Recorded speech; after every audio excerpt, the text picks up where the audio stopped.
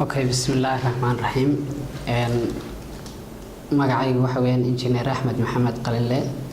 Haddii aan hordhac yar kooban ka bixiyo architecture-ka oo ah kuwa aan u socono macnaha environment-geena macnaha uu baahan yahay ama jaamacadu ay bixiyaan ardaygana macnaha muhiim u ah in wax badan laga siiyo ama xog badan uu ka ogaado. Architecture engineering ayaa macnaha kamid ah. Architecture engineering-gu sidoo kale waxa la yiraahdaa kuliyadan macnaha building engineering iyo architecture engineering waa isku micno marka waa kuwa macnaha sameeya nashqadaha sida schoolska hospitaleska macnaha kuwa designska noocaas sameeya ayaa la yiraahdaa macnaha waxa weeyaan architecture engineering sidoo kale waxa weeyaan macnaha qofka ku sii baranaya nashqadaha kala duwan ee dhismayaasha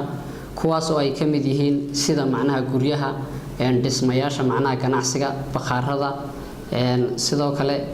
meelaha macnaha museumka ama madxafka la yiraahdo Soomaalihan oo macnaha meelaha hidaha iyo dhaqanka lagu kaydiyo macnaha designska noocyada nashqadaha dadka noocaas diyaariya ayaa la yiraahdaa architecture engineering.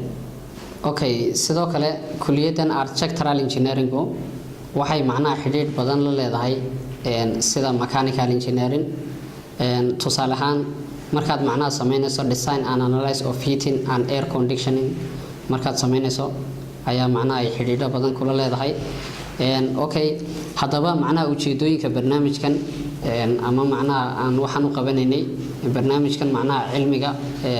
farsamada iyo wax soo saarka waa in ardayga laga dhiso dhinacyada sawirka ama macnaha waxa afka qalaad loo yaqaan drawing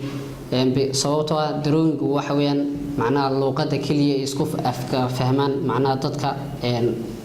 ku wadaaga bahdan macnaha engineering ama bahweyntan engineering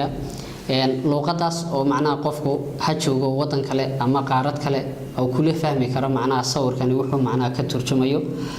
sidoo kale in ardayga laga dhiso dhinacyada macnaha laababka sida software-rada sida AutoCAD-ka ArchiCAD-ka waxyaabahaas macnaha design-ka uu ku sameynayo ama nashqada cusub markuu soo saarayo uu sameynayo sidoo kale macnaha laababka macnaha guud ahaan engineering-ga laabab badan ayuu leeyahay sida macnaha kuliyadeena architecture-ku waayo markii hore waxaan ka soo direef kareysanay inay macnaha kamid tahay qayb kamid ah macnaha civil engineering-ga markaad macnaha wax laabab sameynayso waxa kamid ah sida macnaha soil mechanical lab baa jira sidoo kale macnaha qayb biyaha laabab macnaha water engineering oo ay isticmaalaan ayaa jira sidoo kale iyo kuwan macnaha sheegna software-rada in ardayga markaas sidoo kale laga dhiirigeliyo practical-ka markuu macnaha muddo dheer macnaha ardaygan engineering wax dhiganayo macnaha waxa muhiim ah inuu macnaha marar badan qaato practical siyaabo ku qaadanaya waxa kamid ah inuu macnaha isagoo ardaya uu voluntary ugu shaqeeyo shirkado kale si macnaha cilmigiisu aw macnaha ama quality-giisu si wanaagsanaado ayaa macnaha muhiim ah sidoo kale in ardayga laga dhiso dhinacyada macnaha tayada waxbarashada macnaha intuu waxbarashada ku jiro in macnaha aad looga dhiso dhinacna macnaha quality-ga sidoo kale in ardayga lagu gubaabiyo sidoo uga qayb qaadan lahaa horumarka macnaha dalka ka socda ha noqoto macnaha shirkado wax dhisa ha noqoto macnaha shirkado macnaha design sameeya ha noqoto macnaha shirkado kale oo macnaha si gaar ah u shaqeeya inuu macnaha cid walba la shaqeeyo oo horumar macnaha ka wada dalka in sidoo kale la saaro ardayga in la soo saaro macnaha arday dhisan oo lagaga maarmi karo macnaha waxyaabaha dalka dibadiisa nagaga imanaya imika tusaale ahaan macnaha shirkadaha imika waxa jira moogtay dhismayaasho kale shirkadahaasi badanka waxa u doontaan wadamadan macnaha jaarkeena ama wadamay naga fogo kale kuwaas u sameeya macnaha design-ska badanka ay soo saaraan ama guri ha noqoto marka si kuwaas looga maarmo waa inaan helno macnaha dad macnaha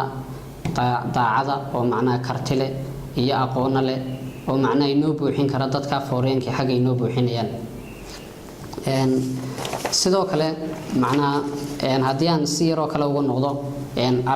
macnaha qaybtii civil engineering macnaha waxaad ku taqasusaysaa markaad macnaha qaybtan architecture-ka sidoo kale waxaad macnaha ku qaadan kartaa structural engineering water engineering, highway engineering, waxyaabahaas ayuu qofku macnaha takhasus ku noqon karaa. sidoo kale waxaa jira electrical engineering macnaha waa qayb kamid ah bahweynta engineeringa waana macnaha qaybta nashqadeynta horumarinta tijaabinta dhammaan qalabyada ay ku shaqeeyaan warshaduhu sida motorka radarka communication systemka iyo generatorka kuliyada macnaha electrical engineering macnaha waxa lagu sii takhasusay leedahay qaybo macnaha sida telecommunication engineering waa qayb kamid ah macnaha electrical engineeringa sidoo kale qofku inuu baran karo energy sidoo kale qofku inuu ku takhasus karo power waxyaabahaas oo dhan waa waxyaabaha qofku ku takhasus karo macnaha uu isticmaali karo mastertiisa barnaamijkan cilmiga farsamada iyo wax soo saarku waa barnaamij ardaygu noqon karo khabiir macnaha qaban kara dhibaatooyinka dhinaca farsamada iyo wax soo saarka khabiir nashqadeyn kara fahmina kara daayac tiri kara dhismayaal macnaha inaga burburay oo macnaha inuu hagaajin kareen waa khabiir macnaha hagaajin kara shay kasta oo macnaha inaga xumaada macnaha repair ku sameyn kara sidoo kale waa khabiir macnaha gelin kara hadii meel biyo macnaha la gelinayo kale macnaha inuu keeno macnaha design-keedii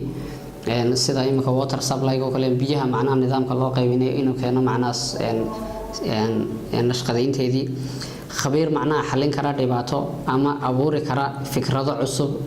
oo uu ka mas'uul yahay macnaha qofka farsamo yaqaankii ama qofka designerkii marka imika waxaan leeyahay macnaha guud ahaan dalka macnaha qofku inuu macnaha barto macnaha kuliyada engineeringa gaar ahaan qaybta civil engineeringa oo waliba khaasatan siya qaybtan macnaha architecture engineeringa marka macnaha waxaan dadka ku boorinayaa ama macnaha dadka jiilka cusub ee new generationka ee soo koraya inay ku soo biiraan macnaha guud ahaan waxaan ka sheekeynayno oo macnaha ay ka maarmaan waxyaabihii dadka Soomaalidu hore u baran jireen haddaad u baahan tahay baahidaas oo dhan inaad daboosho ku soo biir